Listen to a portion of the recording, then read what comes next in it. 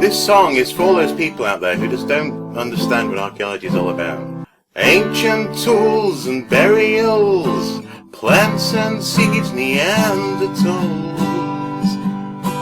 All these things we make no apology are the study of archaeology. But we don't do dinosaurs, no we don't do dinosaurs. Ranger trials as one will call, no we don't do dinosaurs. Hello, Shards, and Shatters. Yes, I it? changed that Maybe? because Sherd is not the same thing as the other two things. So, but Shatter, that is. Anyway, hey everybody, welcome back. If you don't know, Graham Hancock dropped a new television series on us today called The Ancient Apocalypse. It's on Netflix if you want to watch it. I haven't watched it yet, but just judging by the synopsises and the titles of these different shows, I can pretty much guarantee I know what's going to be said and what he's going to put forward and all that good stuff. So this is just Hancock's most recent chance of being on television to kind of spread his message. I guess television's kind of loose. It's on my television. But it is through Netflix. I have no idea how to check the numbers for this, so I don't really know how popular it's going to be. But I have noticed, just checking social media sites and looking for the hashtag Ancient Apocalypse, there hasn't been a lot of chatter about it. But again, it just dropped today. There's only 8 episodes. They're each one about a half hour.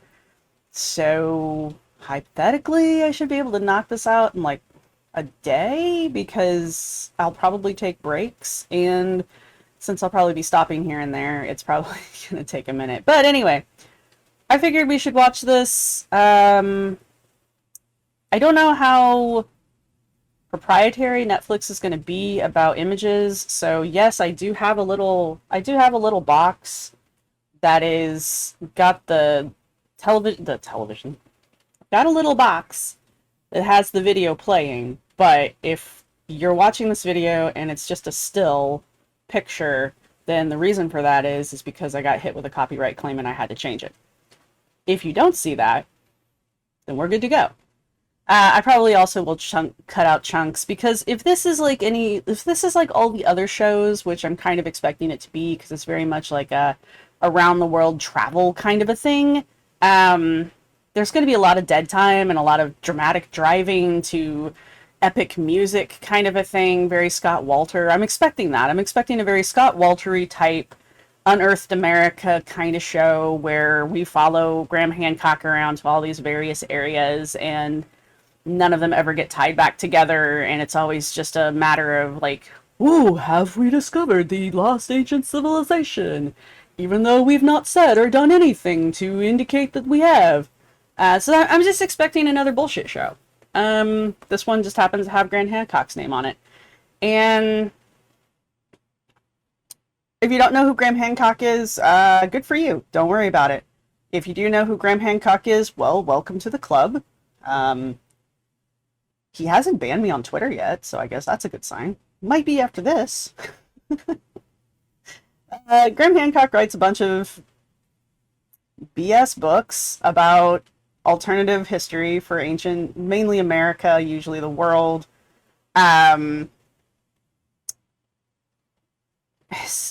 He's not an Ancient Aliens guy, but he's been on the show a couple times, just kind of as an interviewee. Hancock really believes in lost civilizations, and he really pushes this narrative that there was an Ubermensch race of Caucasian people who existed on the planet before everyone else, and that from that group of people disseminates all culture, you can't see my hand, all culture and all civilization. It all goes back to this parent race. And he usually attaches that to Atlantis. I know that he kind of bounces it around a few times here and there. He likes to try to grasp at straws and look at unrelated sites, actual archaeological sites. He likes to try to tie them together. He's also the guy that, you may or may not remember this, but he's also the guy that said that the pyramids of Giza are perfectly aligned with the the stars in Orion's belt, which he got called out on national television for that, and someone actually showed that it not only do they not line up, but in order to get them close to lining up, you have to take the constellation and literally flip it and reverse it in order for the pyramids to line up with the constellation. So, and I don't remember exactly what he had to say about it, but you could tell from his face he was kind of pissed. That was a long time ago. That happened when I was in college for my undergrad. Just FYI. So he's been at this a while. I did review his last book that came out. Don't exactly remember what it was. Probably something about ancient lost civilizations or something. He likes to name all of his stuff of the gods, like fingerprints of the gods and magicians of the gods and all these other of the gods things. That's like his thing. He has other books. I think Underworld's one of his. Just trying to think of some of the other titles. I don't own all of his books. I have read several. He's available at the library if you want to read his books and not give him any money. I can't really say if he's like a good guy or not. I mean, personality-wise, never met the person. Don't plan to ever meet the guy. I don't interact with him on any social media. The few times I've been on his Twitter feed, because I was trying to find a hashtag for this, the few times I've been on his Twitter feed, he seems like just a normal person who has really dumb ideas and really likes to push them. And he likes money. We all do. So there's that. And I think that's what this is. This is just another cash grab for more money. He probably has a new book coming out. I'm going to assume it's probably something to do with Ancient Apocalypse. It's probably going to be a rehash of every other book he's written, which is what I'm guessing the show is going to be about. I could be completely wrong. They could have something cool on here that we've never seen before. I doubt it. But anyway, so each one of these episodes is about 30 minutes long. It is what it is. I actually, like, I understand that there's a lot of people that are like, oh my god, these shows, they're so genius to watch. Oh, they're horrible. They are, and they're very repetitive. Like, I don't think Ancient Aliens has put anything new in their shows in, like, probably 10 years, honestly. They just rehash and rehash and rehash and rehash and rehash, and I'm imagining that's what a lot of this series is going to be, just rehashing of old stuff. However, they are designed to be entertaining. They are designed to hold your attention. They are designed to keep you engaged. So if I say that these shows are not those two things, I would be lying, because they are literally designed to do that. Unless it's, Secrets of Oak Island and Skinwalker Ranch, which those are two of the most boring shows I've ever watched. And they have multiple seasons. I don't get it. It's like watching British baking shows. They are slow. They are dry. I don't get it. Anyway. So yeah, I do enjoy watching these kind of things from like a spectator kind of point of view. Like I enjoy watching football too. So there you go. So I'm expecting to at least be entertained. And that's about it. I am going to try to point things out where I see them. And I mean, if you've ever watched me do a review, it's going to be the same thing. I got coffee. I had breakfast. My cats are on the loose. You might see one pop into frame. You might not. But anyway, let's get to this. And yeah. So I really don't have a whole lot more to say at this point. I want to see what the claim is going to be this time. That's what I want to see. Oh, I do want to say, I know I just said I was done saying. I do want to say the name of the first episode is First There Was a Flood. So I already know that this is going to be great. There's absolutely no evidence, geologically, archaeologically, any kind of evidence for a global flood. So I just need to put that out there. Yes, there are localized floods. There are localized floods pretty much every year. There's probably people having a localized flood right now, and it's probably pretty catastrophic for them. And there's no reason to think that was different in the past. There is, however, absolutely no evidence for a biblical-style global catastrophic flood. Absolutely none. So as soon as this man says that, just disregard everything else that is said after that point, because if that's the premises we're starting with, it's all BS from there, which is what I'm guessing this entire episode's going to be about. Can I watch this at a faster? He's usually pretty good. Yeah. All right, bring it up. And take one. How would you describe yourself? How would I describe myself? You've been described as a pseudo-archaeologist, someone Yeah, I who have. cherry-picks your data. Your books are read by millions, but Okay, first off, Graham Hancock is not an archaeologist of any variety, so even calling him a pseudo-archaeologist is not even accurate. Just, I'm going to pick that bone right there. Graham Hancock is a journalist at best, and that's about it. Oh, and here's all of his books. Yeah, he did write Underworld. Oh yeah, America Before. That was the one I just got done reading. That's the one where he claims that he's not racist because in this book he decided that the Native Americans are actually Atlantans, but Native Americans are actually descended from the Atlanteans who they used to worship and revered as king gods. So it still ties back to the great white parental race, only this time, instead of choosing to start disseminating knowledge in Europe, they decided to disseminate it first to the Native Americans. Which I don't understand why he doesn't understand how that doesn't make his theory any less racist. But this is what we're dealing with. This is what I'm going to be saying racist a lot in this, so if you don't like that word, you may not want to watch these episodes. Is what it is, my friends. dismissed by academics. Yes, you have. Did you know that you were picking a fight with academia? Because there's a lot of people that just don't want to hear this. You have been at the front of the line for And anyone who gets interviewed by Joe Rogan, you can already guarantee is bullshit. Because Joe Rogan, I don't care how popular he is, that man is so full of shit, I don't understand how he doesn't melt when it rains. You exposed me to a lot of these controversial ideas that have now been substantiated. None of his ideas have ever been substantiated.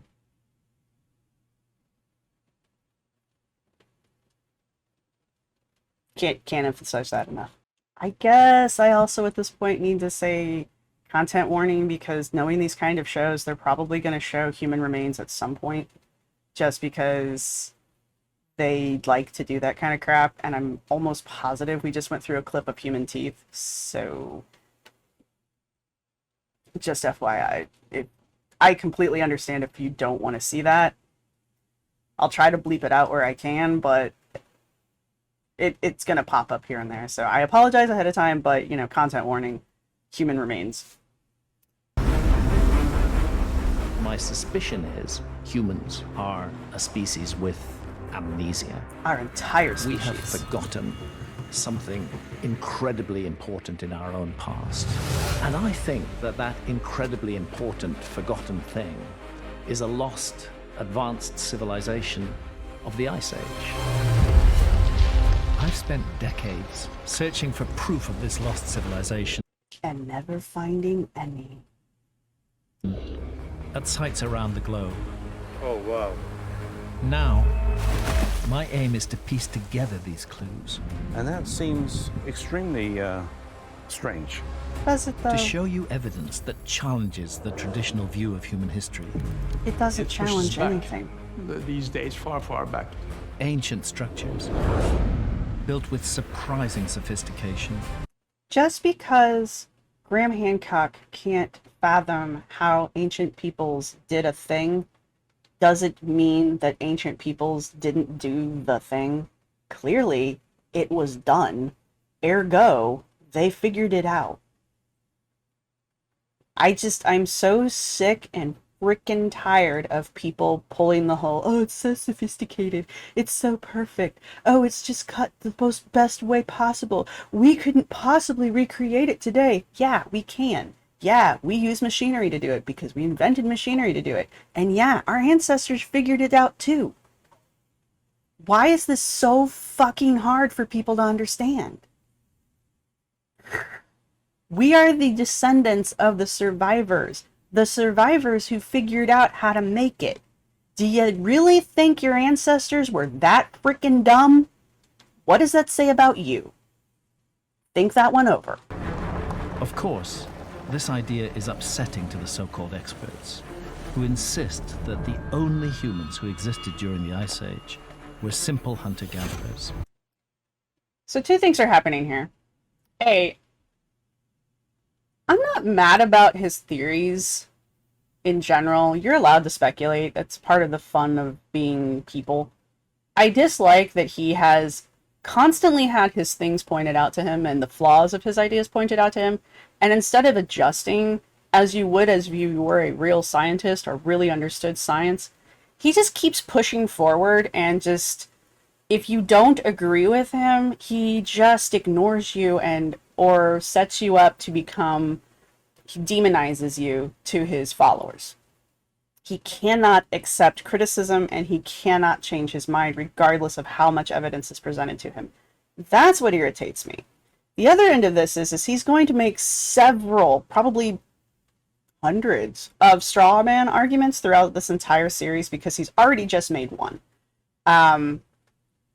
He paints all of history and archaeology and all of the other fields that he doesn't fully understand with the same brush. And since they all don't agree with what he says, therefore we are all stupid and none of us know what we're talking about, because clearly only Graham Hancock can figure this out.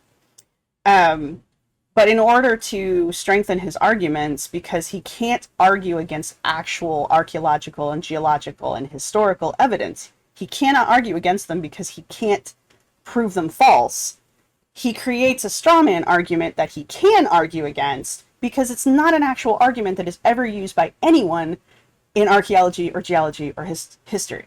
So he creates arguments that he can win and presents them as if they're arguments that people are having with him. No one is arguing with him about this Ice Age thing. We're finding evidence pretty much every year now that there were people who had more developed civilization, and that's not even the best way of describing it, but more static, like encampments and that kind of stuff. We don't actually believe everybody in the Ice Age was a simple hunter-gatherer, which, by the way, that's not that easy to do. I'd like to see you try to do it, because it's not easy to do. And also, we have lots of evidence that simple hunter-gatherers were also practicing very basic agriculture, where they would find a resource that they enjoyed or that they used a lot, and they would encourage it to grow in that space. So when they could come back around to that spot in their, you know, migration around their territory, that stuff would be there for them when they got there. That's pre-agriculture. So obviously they're not just simple hunter-gatherers. And yeah, I'm going to continue to make fun of that, because that's also another thing that really irritates me. If they're simple hunter-gatherers, how the hell did we make it here? Man, it's a good thing those aliens came down and imbued us with their alien DNA. That automatically makes me enemy number one. You're really not, though. Archaeologists. Why not just say, we don't know? This is a spectacular mystery, and leave it at that. It's my job to offer an alternative point of view. It's not your job. Perhaps there's been a forgotten episode in human history, but perhaps the extremely defensive, arrogant, and patronizing attitude of mainstream academia is stopping us from considering that possibility.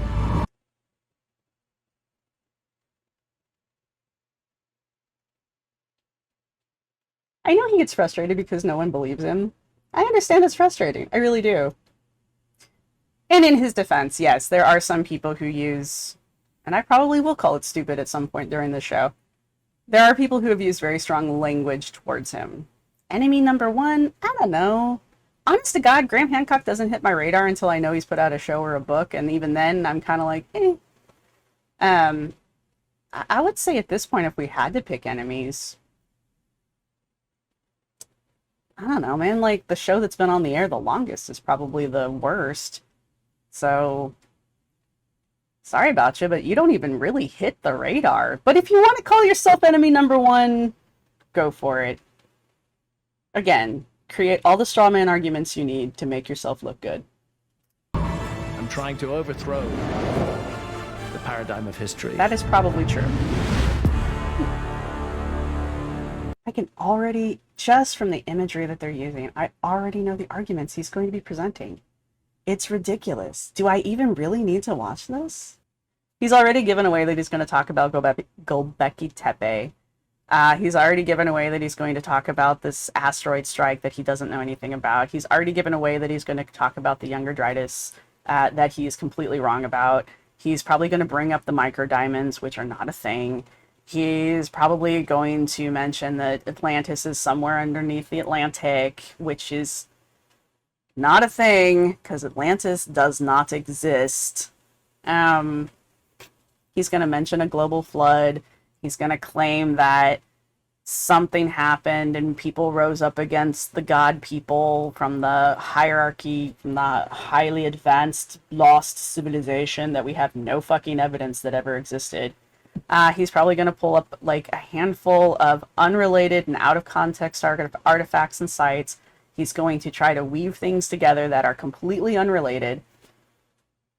I wonder if he's going to talk about the fact that he dropped acid and talked to these ancient ancestors of ours and that they bequeathed knowledge upon him while he was stoned.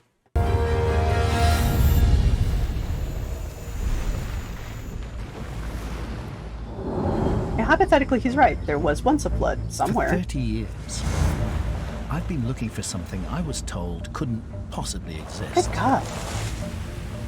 An advanced young. human civilization, much older than our own, lost to history. On their own initiative, our hunter-gatherer ancestors suddenly began farming and raising livestock. Okay, we literally just talked about this. They did not suddenly start doing anything. We have lots of evidence that shows a progression from a nomadic hunter-gatherer's lifestyle to what we call agriculture. Why would we even have a phase called pre-agriculture if we didn't understand that there was a point between hunting, gathering, and agriculture?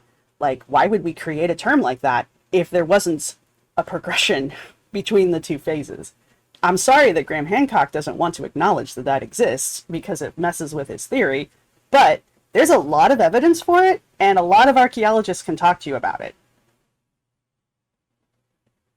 Just saying, straw man arguments. This is another straw man argument. This is not correct. No one actually believes this, except Graham Hancock and the people who listen to him talk. Here's the thing about archaeology. We're willing to believe that things existed prior to the dates that we've given them because stuff doesn't just appear out of nowhere, so it had to come from somewhere. Just because we haven't found evidence for it yet doesn't mean that we don't accept that there could be evidence. The problem is unless you have that evidence to show us, we're not going to adjust things officially until we have that. Because otherwise, we're just speculating and making up stories that have no evidence to support them, and that's not science. That's not how science works. One of the most remarkable and controversial archaeological discoveries of our time. Really? The initial evidence has utterly confounded mainstream archaeologists. Really? Because it calls into question everything they've taught us Really? about the prehistory of humanity. It's a site that raises a disturbing question. Does it? What if an advanced civilization flourished here in Indonesia during the Ice Age? What if it did? A civilization that was lost to history. Probably not lost to history. If we have evidence that they exist, it's not lost to history. Throwing that out there. Just saying. Could there have been a civilization that existed during what we call the Ice Age? Yeah, probably. I mean, anything's possible. What is your evidence to support that argument is going to be my next question. I guess I should let the man talk to figure out why he thinks this is so damn controversial, but I'm sure it has something to do with blah blah. He's got something. I don't know. I should just let the man talk, sir. This is Gunung Padang. Wow, title card. Should have got tacos.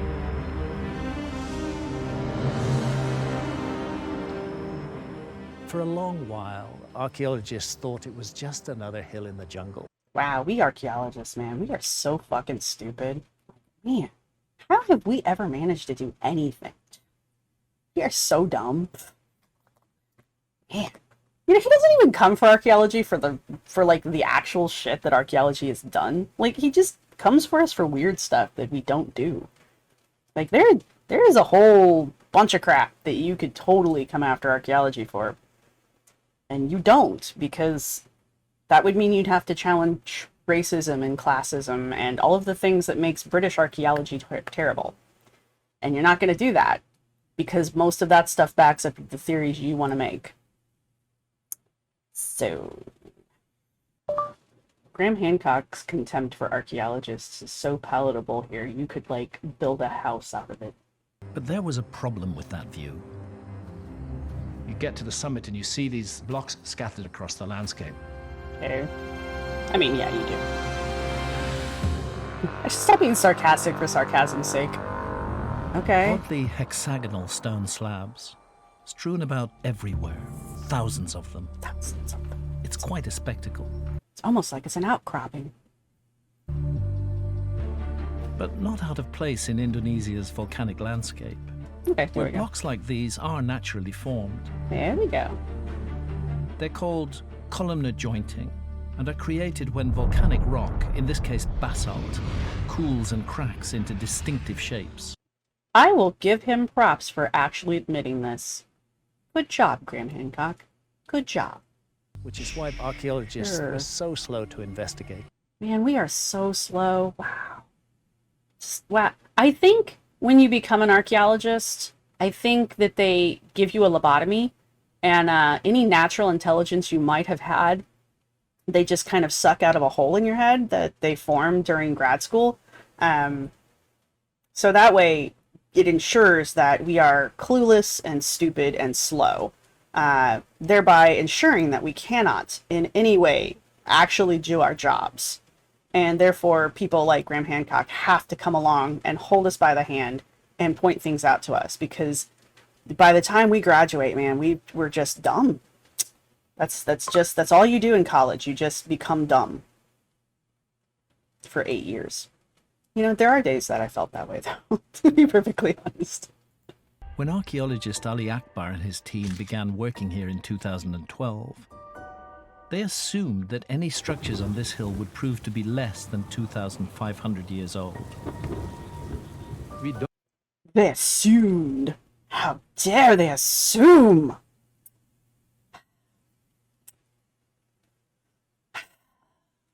God damn those educated guesses. Anyway, I'm just being sarcastic at this point. What site are we actually talking about? He hasn't repeated it I yet. don't know about the absolute dating in this site.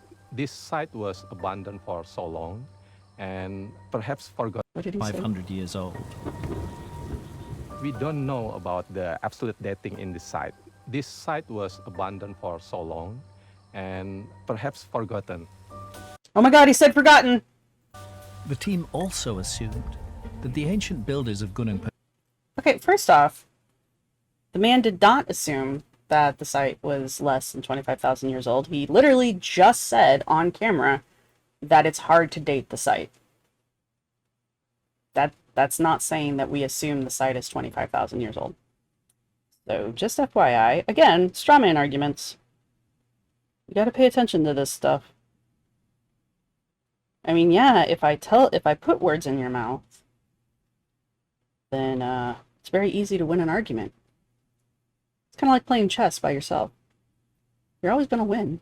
Padang had found the blocks of columnar jointing naturally present at the site. But then they discovered something strange. The columnar joint is imported from another region, from another location. Okay, that's not uncommon. That means that every one of these blocks, up to 50,000 of them, and each weighing up to 1/3 of a ton, were carried up this hill. When Dr. Akbar's team first surveyed the site, they quickly found evidence that humans had been present. Okay, in that's what's cool. called a cultural lair, but not where they expected. Really? We are very surprised that this site consists of two cultural layers. Okay. The first layer on the surface, it's from 500 BC. But at 4 meters depth, we found another cultural layer. It is from 5,200 BC. Okay. This isn't uncommon to find sites that have multiple occupations on them. I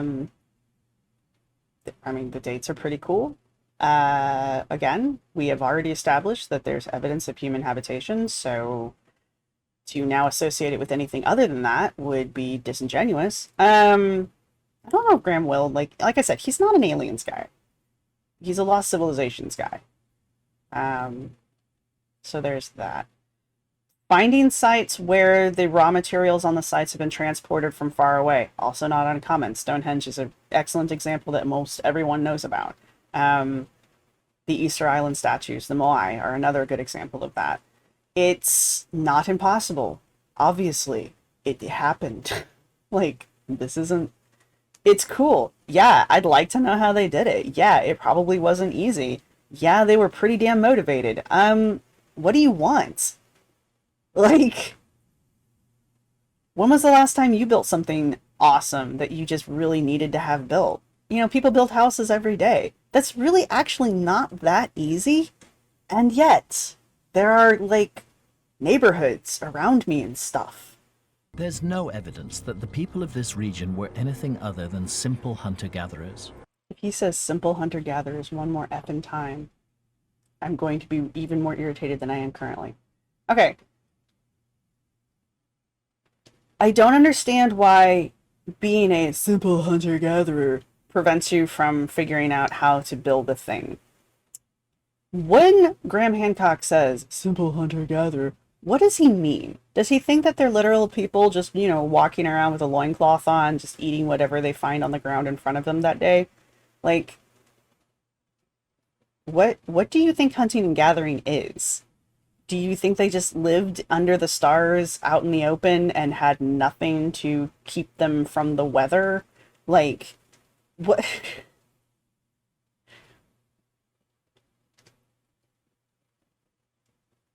The audacity of the assumptions that are clearly being made here by Hancock are just... I am insulted, and he's not even talking about me. I mean, in this kind of in this kind of context, he is kind of talking about me. He's kind of talking about all of us, and it's just, what do you think hunting and gathering means? Do you think they just walked around and ate berries and dog droppings? Like, come on, man. I'm not really sure about the function of this site. That is a perfectly However, logical we answer. Still not found skeleton or human bone. That's interesting. So this is not burial site. Cool. Perhaps it is for ceremonial or rituals. Mm-hmm. We're dealing with truly a mystery here. There is nothing that Ali Akbar, I really hope that's his name. There is nothing that he said about that site that is incorrect or unusual. It's a very old site. It predates, well, static society as we understand it. These people were, as we classified them, hunter-gatherers. They don't typically have been, you know, monumental constructions not typically associated with them.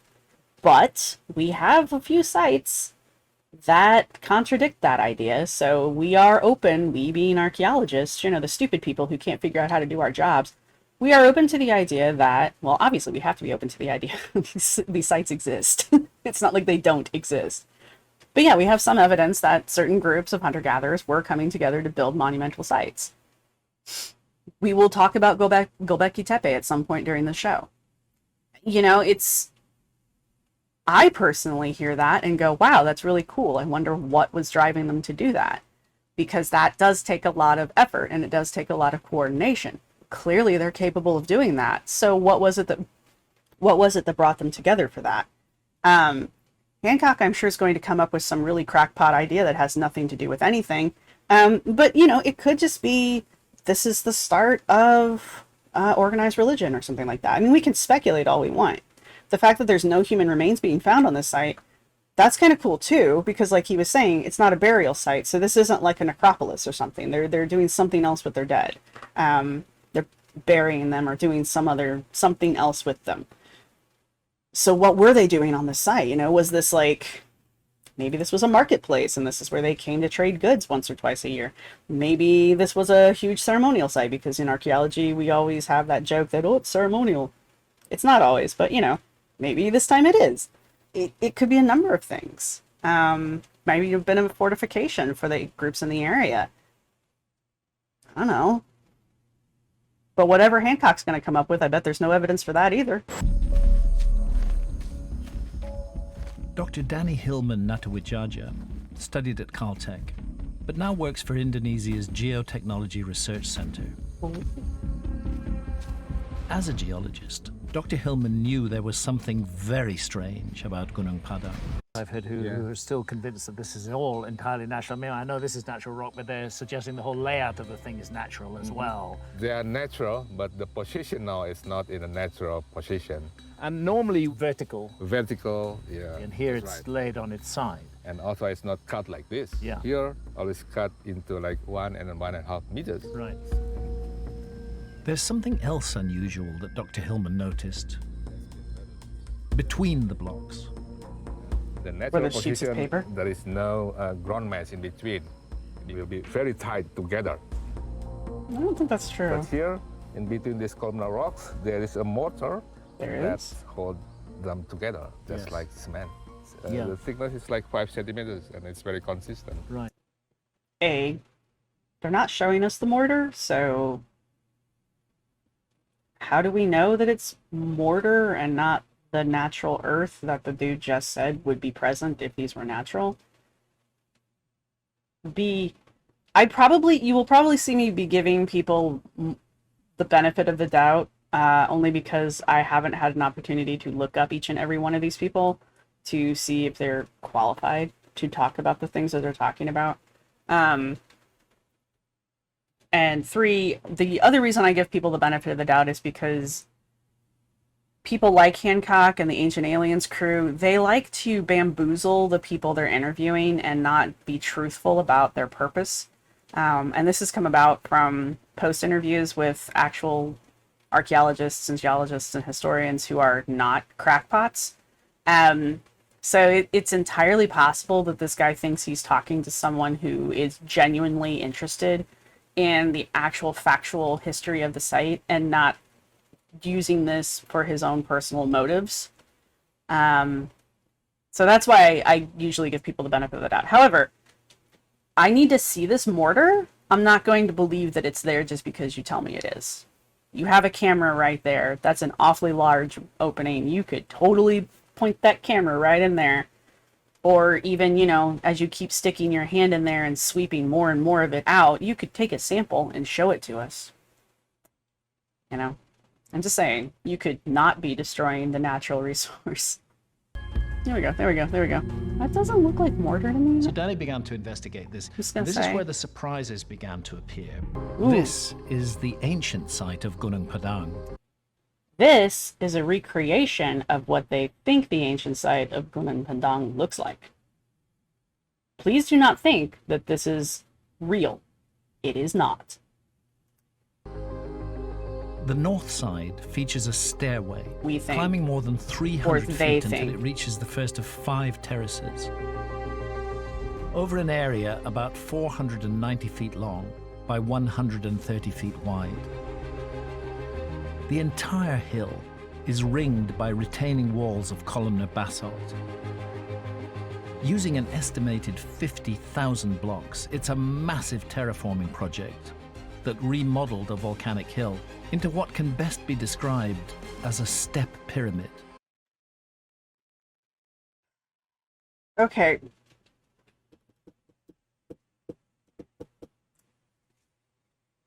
This is a really cool reconstruction.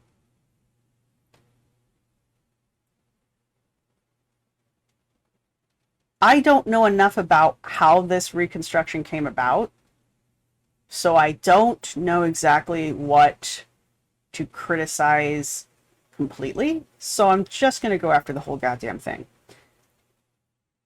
It is not uncommon for us archaeologists to try to reconstruct what a site might have looked like when it was all in one piece based on the evidence that is left behind. True. Even his reconstruction, or whoever reconstructed this might have been reconstructed by the archaeology crew. I don't know. They're giving us no source information for this.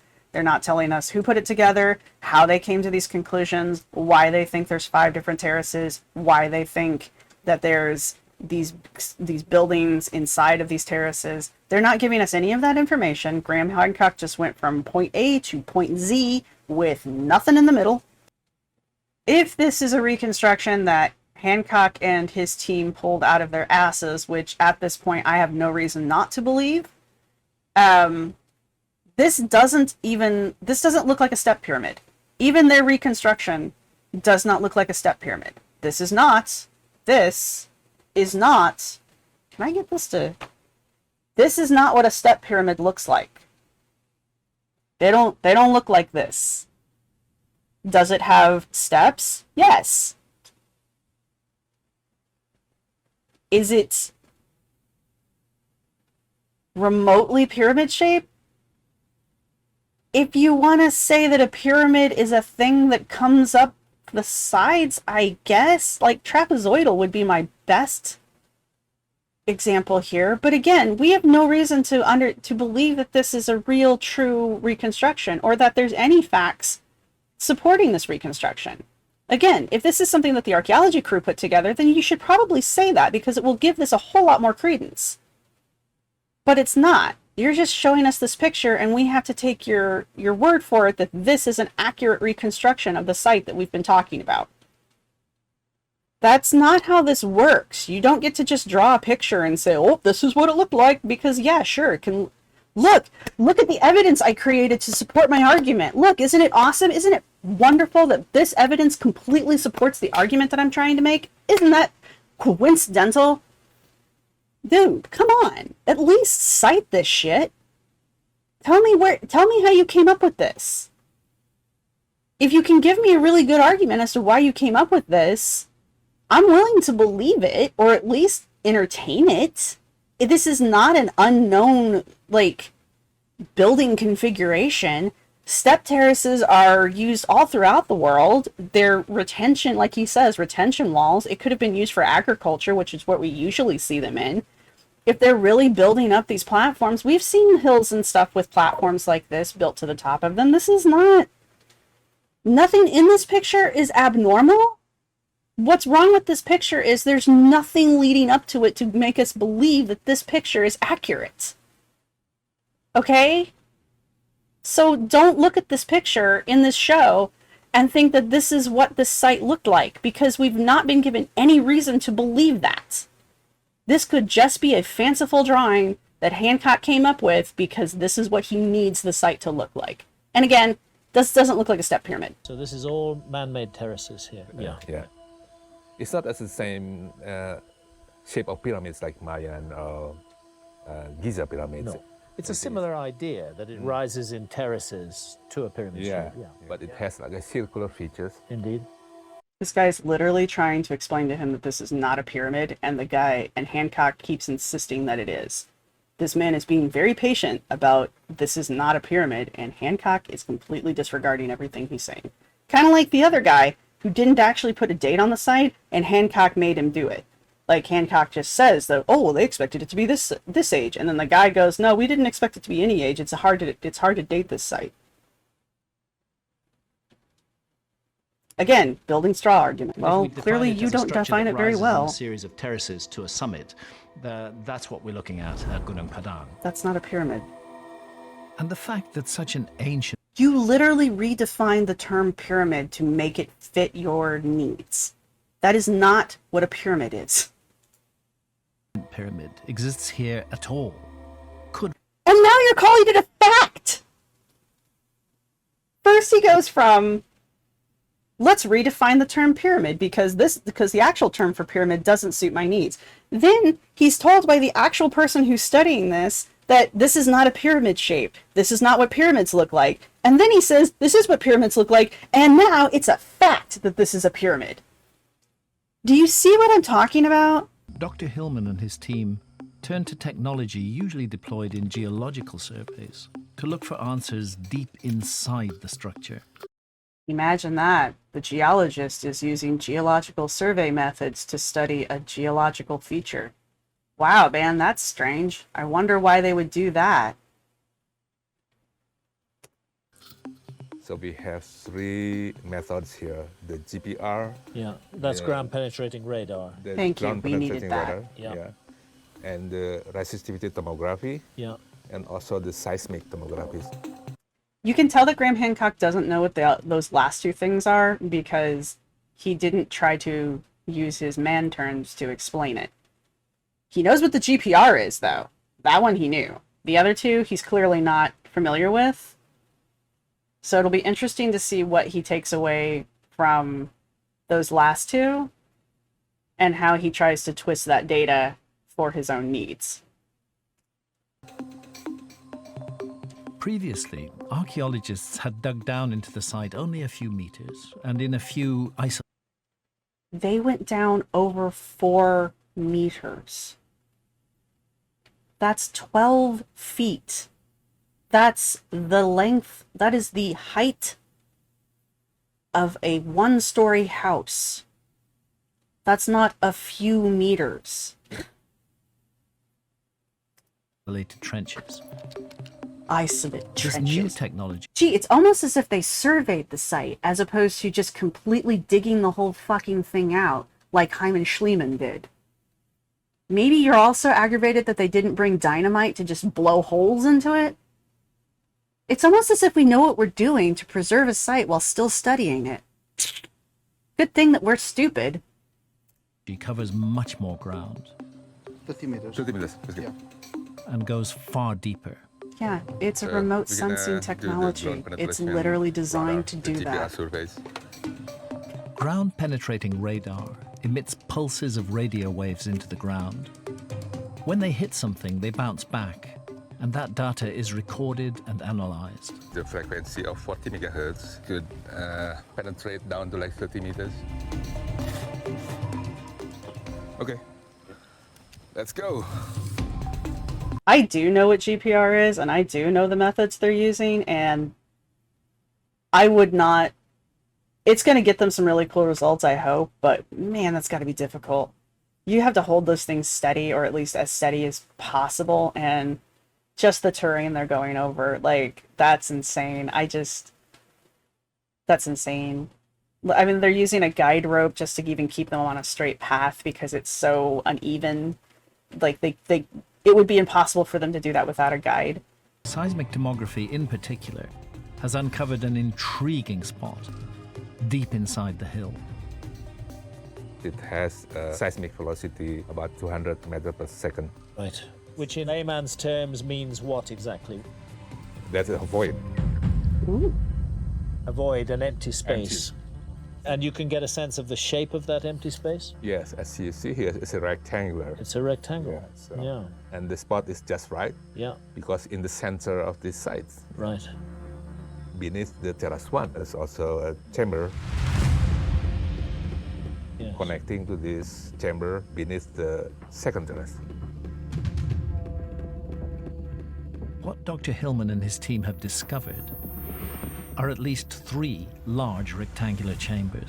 What Dr. Hillman and his team are postulating, because they have not till this point done a very important step in this type of research, and it's called ground truthing.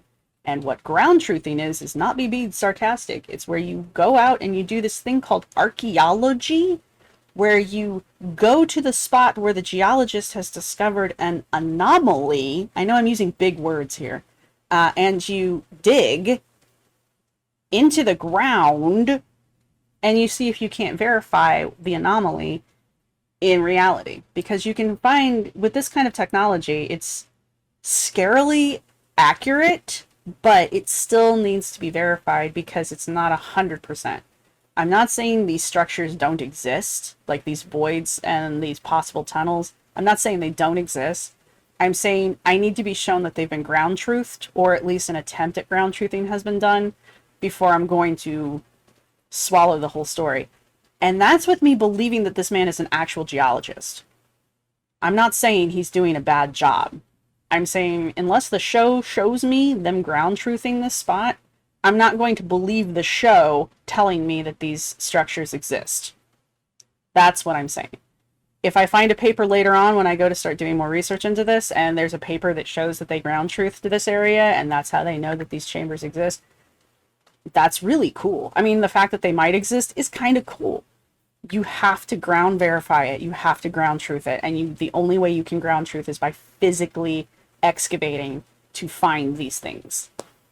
I've used this technology. I've been trained with this technology. This is how this shit works. You don't get to just take a picture and claim that there's a thing there. You have to go look for it and verify that it's there. Hancock's not going to do that. Hancock's just going to take this and run with it.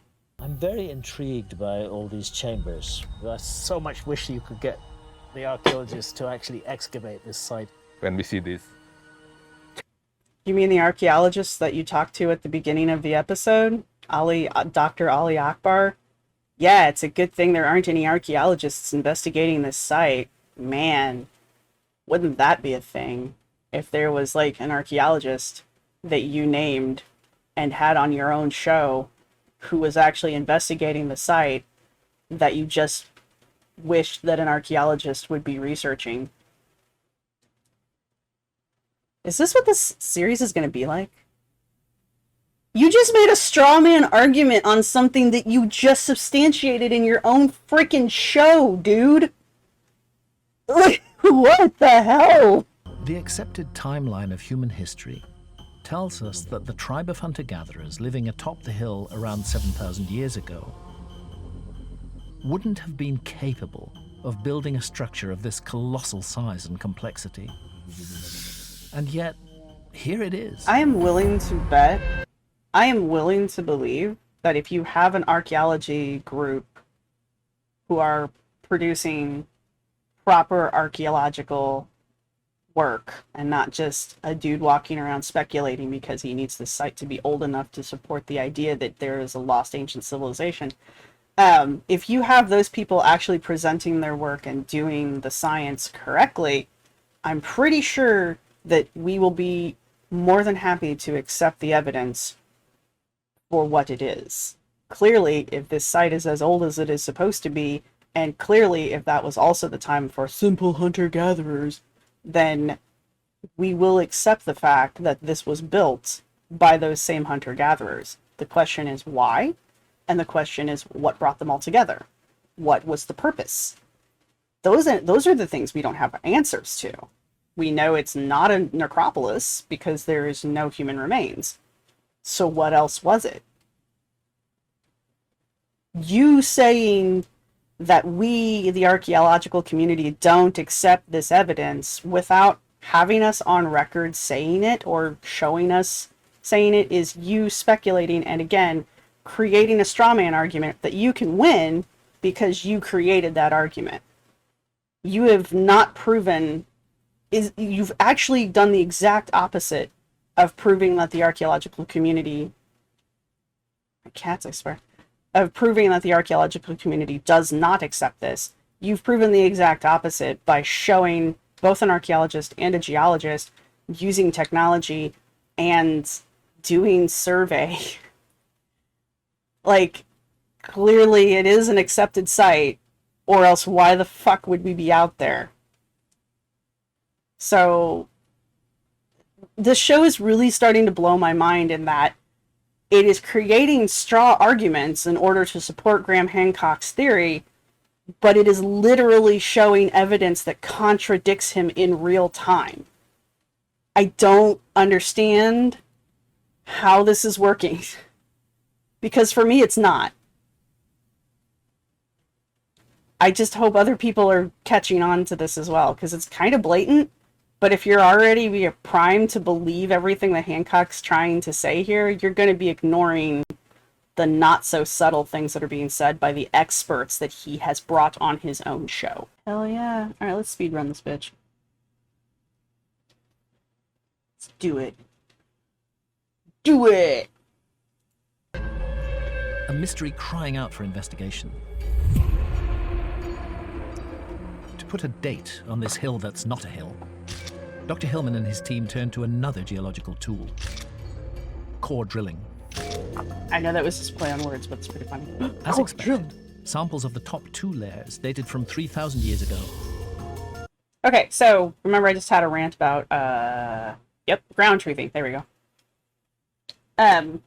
Core drilling is a less invasive way of ground truthing. It's not completely 100%, I don't want to say definitive. There we go. Because it is accurate, but it's not necessarily definitive. You can find voids and stuff inside core samples and that kind of thing. You will pull up cultural material with the cores. You can get a lot of information out of a core sample or several core samples like it looks like they took. So this is a form of ground truthing that is, commonly used, especially when you don't want to dig up an entire site. Also, this is a geological tactic. So once again, we are back to Graham Hancock being mystified that a geologist is using geological methods. I'm not saying the numbers aren't right. I'm saying, how are they getting these numbers? What are they using to date these numbers? Or is Hancock speculating? The problem with him not telling us how these dates are being come about by is that we, again, with the whole step pyramid that isn't a pyramid thing, we don't know if this is actual data that has been come by scientifically, or if this is Hancock speculating because he needs this site to be that old in order for his lost civilization theory to work. Maybe they are true and accurate dates. We are literally not given any evidence to discern one way or the other. And as we've already seen with this one episode, Hancock will just make shit up. So, which is it? The only way that you can support claims like this site dates back to 11,000 years ago is tell me how they got the date. There are numerous ways they could have gotten it. You haven't mentioned any of them. You don't even have to show me the actual run. You can just tell me that they did this type of dating on it. And as long as it's not something like dendrochronology at this point, I'm more than happy to believe you. Or at least give you the benefit of the doubt. I don't know if that was a slip of the tongue and he meant 100 meters, but he said 100 feet, which would only be roughly 33 meters. So here's a problem. Did he mean to say 100 meters? Because that's a completely different measurement and would chronologically follow the argument that he's been forming that the earliest occupation level predates whatever, or if it's only 33 feet down or 33 meters, see, it's important. If it's only 33 meters down, then if that's the first habitation, evidence of habitation or occupation, that puts it within that, original number that we had from the archaeologists, which was what, 7,000 years ago or something like that they're saying. So I'm not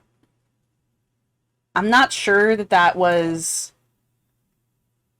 not a slip. I think it's interesting that the show didn't catch it.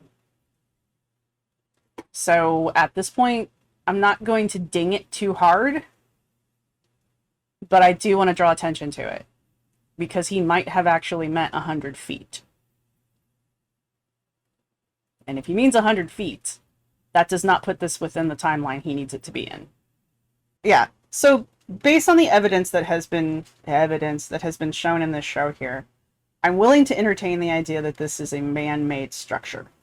However, to get me past the entertaining that idea, I need a lot more than what has been presented in this episode. I don't think I'm going to get it, and Hancock's going to do what every other show like this does, and he's just going to declare it a fact, which he's already done. So, from this point forward, we may as well just call this Atlantis. I know he hasn't brought up the A word yet, but basically this is where we're going. So anyway, yeah, we're almost there though. But what archaeology finds very hard to swallow and very hard to accept is that the origins of this structure could date back as much as 24,000 years. Well, especially since you haven't presented any evidence to suggest that. Last ice age. So basically he's like, archaeologists and scientists find it hard to accept that I'm just giving them an arbitrary date and they don't believe me. Well, yeah, dude, what's your evidence? That's a really far back date. I'm not saying it's not true. I'm just saying you have not presented anything to support that. Nada. You see, back then, Look at all the 20,000 years trash. ago, Earth didn't look the same as it does now. No The island of shit. Java wasn't an island. No, really? It was the southernmost part of a vast Southeast Asian continent, a continent that geologists call Sundaland. So it wasn't a Southeast Asian anything because Asia didn't exist.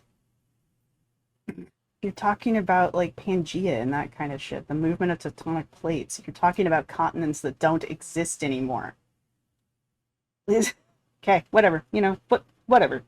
Why Look shouldn't at another, all the more technologically trash. advanced culture have been present here as well? Well, I will answer that for you. Because there's no fucking evidence for it.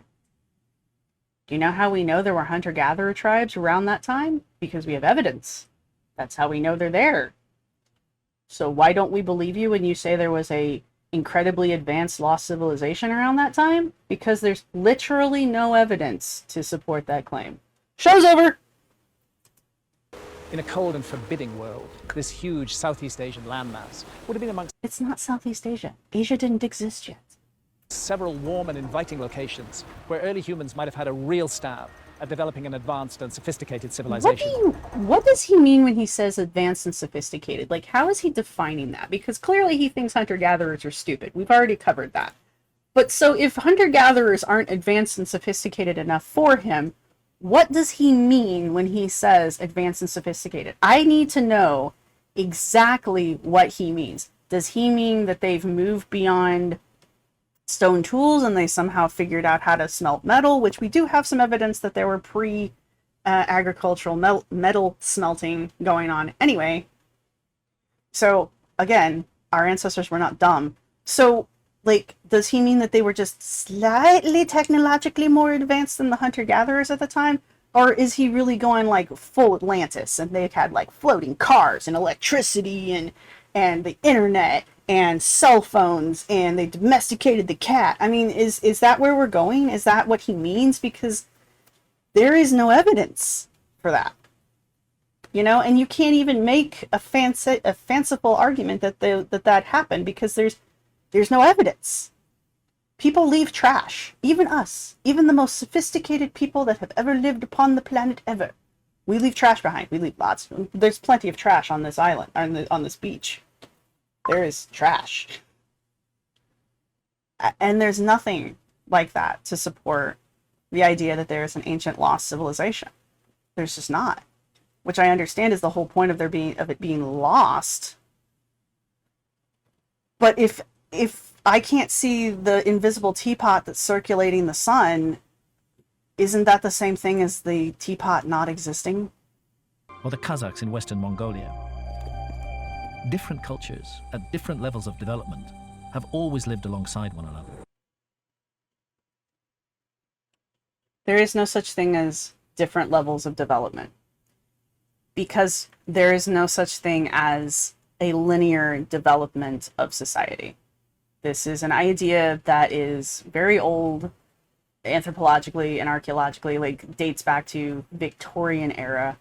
And it's not a theory that most people subscribe to within the archaeological and historical communities anymore. Because, how to put this without calling it out? It's racist. I don't have a better way to put it. I'm not saying that you are a racist.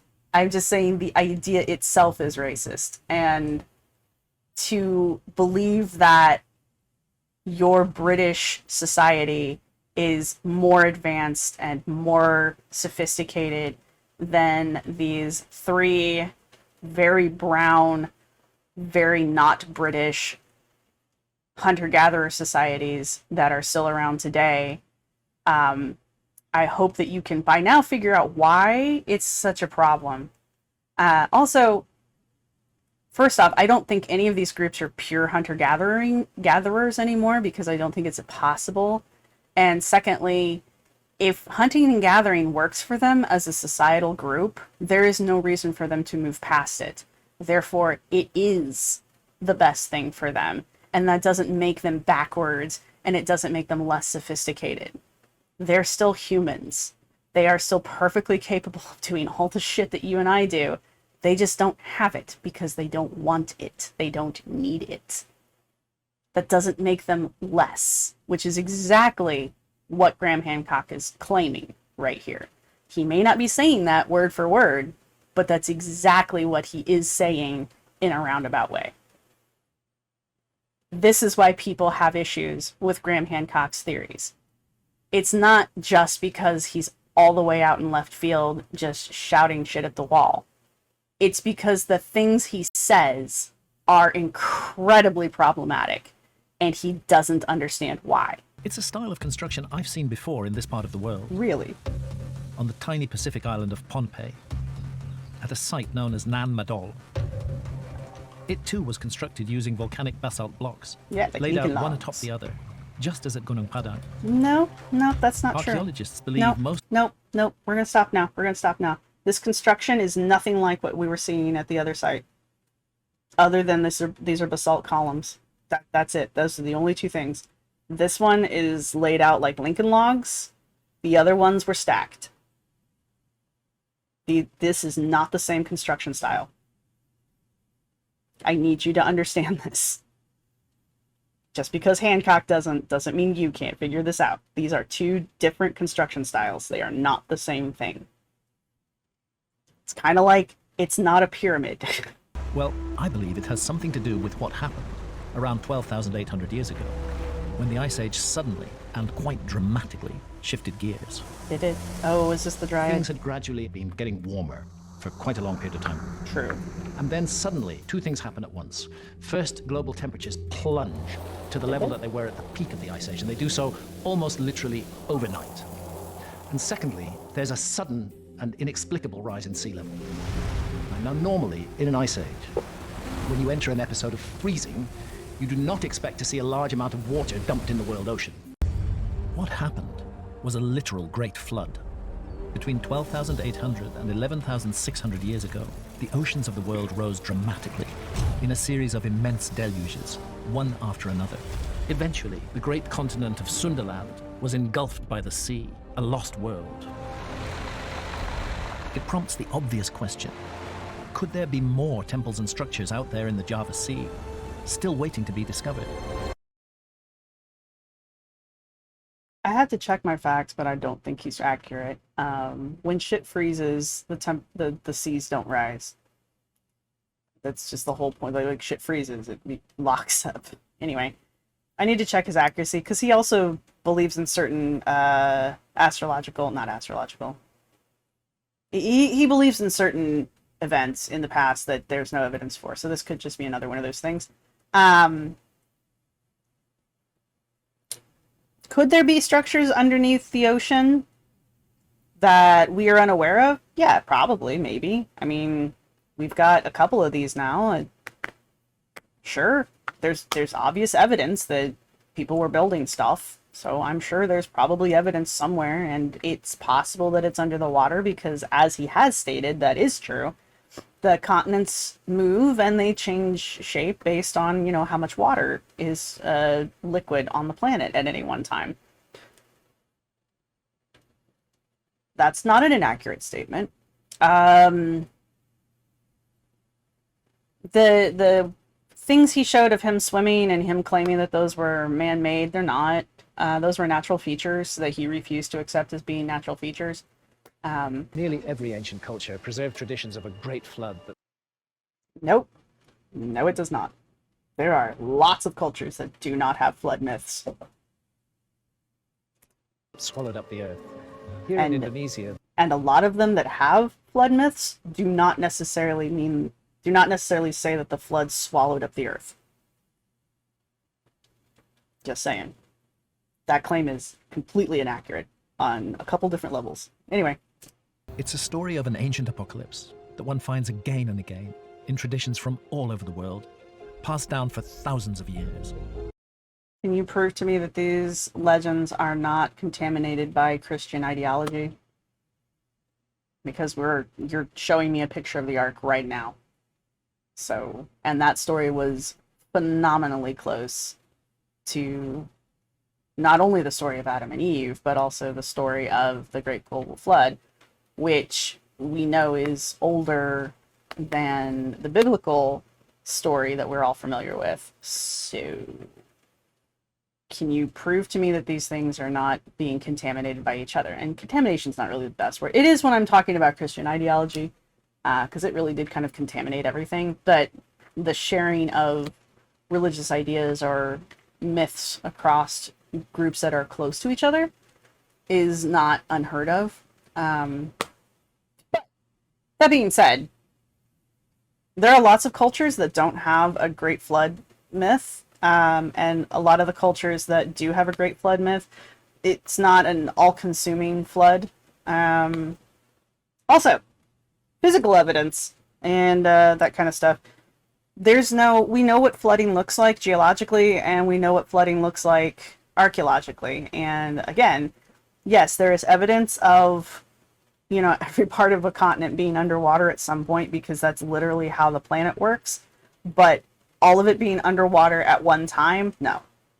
That's not, there's no evidence for that. Anyway, I think I've already said that like 5 times. So. This was a half-hour long episode, and I think it took me an hour to react to it. No, I told you to pause! So yeah, no, we're not hearing anything new. We're not hearing anything new. There's nothing new here. I don't even think the sites he's referencing are new. They're just the first time he's mentioned them on television. Clearly, he's already talked about these things with Joe Rogan, because he showed us a clip of him talking about these things with Joe Rogan. So this is also not the first time he's mentioned this on a national media. So I don't know. I did end up speeding the episode up. They are very slow. So I'll probably be watching the rest of them I might actually give it see how fast I can get it without it still being able to understand it. Anything new in this episode? No. Anything convincing in episode 1? No. Was there any actual evidence presented in episode 1? No. There was a lot of speculation and a lot of wishful thinking and a lot of Hancock deciding that those two things equal facts, but we have not been presented, as the viewers, with any evidence for the dates he's claiming. We've not been presented with any evidence for the actual chambers that he claimed were on Godang Pang. It's gonna bug me. It should bug me. Gunung Padang.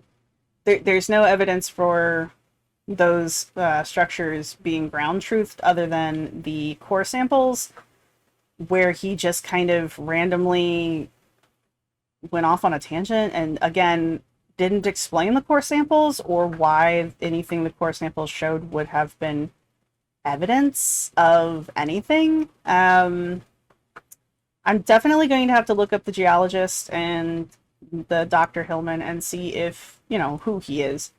Because if he really has done everything correctly and people still aren't buying what he's selling, then there's something else going on that I would like to know. So, not saying the guy's not a geologist, I'm just saying I don't know who he is. And see, am I talking in circles at this point? So, yeah, there's... Oh, and there's nothing to tie... I take notes. There's nothing to connect Nan Madol and Gunung Padang together other than they both used basalt columns for construction, and the construction was clearly different, visually different, presentably different. So you're gonna have to hard sell me. You're gonna have to provide me a lot more evidence before I'm going to accept a connection between the two of them. And I've already ranted and raved about the frickin' global flood thing, so yeah. What else did I go off about? Oh, Hancock in this episode, and I'm going to assume the rest of the episodes too, the straw arguments that he was creating, that I pointed out as they were made, were really weird for me, because usually when someone's creating a straw argument, they don't turn around and like immediately contradict themselves. Like with the archaeology thing. Man, I wish an archaeologist would come investigate this site. But literally at the beginning of this episode, you showed us archaeologists investigating the site. So what are you really saying? Are you really saying, man, I wish an archaeologist would come investigate the site and verify all the things I want them to tell me as being true? Versus, man, this archaeologist who was investigating the site, he didn't believe any of the shit I was telling him, therefore his research is invalid. Is that really what was happening there? Because that's what sounds like was happening. Also, it's very clear that Graham Hancock does not like professionals of any kind, because he had nothing nice to say. And also the very language he was using was very confrontational and very kind of violent at certain points, which is interesting to me. I get that he's had rough interactions with archaeologists, and I also understand that the British archaeologists can get really nasty, because I've had more than one argument with them myself. But that doesn't sour me to the entire field of archaeology. just those individuals. And do I think those individuals are idiots? No, I just don't agree with them on the thing that we were having the argument with.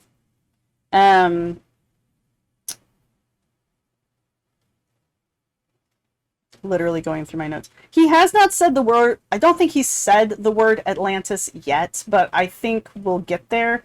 Or maybe we won't. Maybe we're just going to stick with this whole concept of lost civilizations and never quite get to the Atlantis point. I'm gonna move. Maybe we won't actually hear the word Atlantis come up. Maybe we'll just stick to the concept of lost civilization. And that way we don't ever have to deal with the fact that the idea of Atlantis being a real location in real time and real space, we don't have to deal with that being debunked. I mean, there's literally nothing to support the idea that Atlantis was ever real. And with the exception of certain television shows put out by certain television networks, I'm looking at you, History Channel, I don't really think that there's a ton of people who actually buy into the concept of Atlantis anymore, especially not a physical Atlantis. A lot of people that I see talking about Atlantis these days are talking about like a metaphysical Atlantis, because we're all transcendent beings and something star children. I did almost pick up a book about being an indigo child, just because, in case you didn't know, I'm an indigo child. So it will be interesting to me if he... I think it would be very clever of the show to not mention Atlantis, and to definitely not say that they're looking for Atlantis, just because it would be different. So right now I've got a 50-50, I think there's a 50-50 chance that we'll either mention the word Atlantis before the show's over with, or we will totally ignore Atlantis and just stick with the concept of lost civilization. I do wonder if we're going to get to the concept of like star beings and like mental telepathy, brain wave communication stuff that Hancock's gone on about in the... You usually have to get to the last chapters of his books before he starts going off on those tangents, but yeah, that he does do that. So that'll be interesting to see if the show goes that way, because right now we're trying our damnedest to stick to like physical, real world evidence. And even then, we're not doing a great job of it. So anyway, that was episode 1. I hope I can cut this down to something that is watchable. And if you're, if you sat, because by this point my live tweeting will have been over with, but if you made it through my live tweeting, thank you, and I will start recording the next episode. So no, we don't do dinosaurs. See you there. No, we don't do dinosaurs. We don't do dinosaurs. See? Are you happy? Do you get it now? Do you get it? Honestly.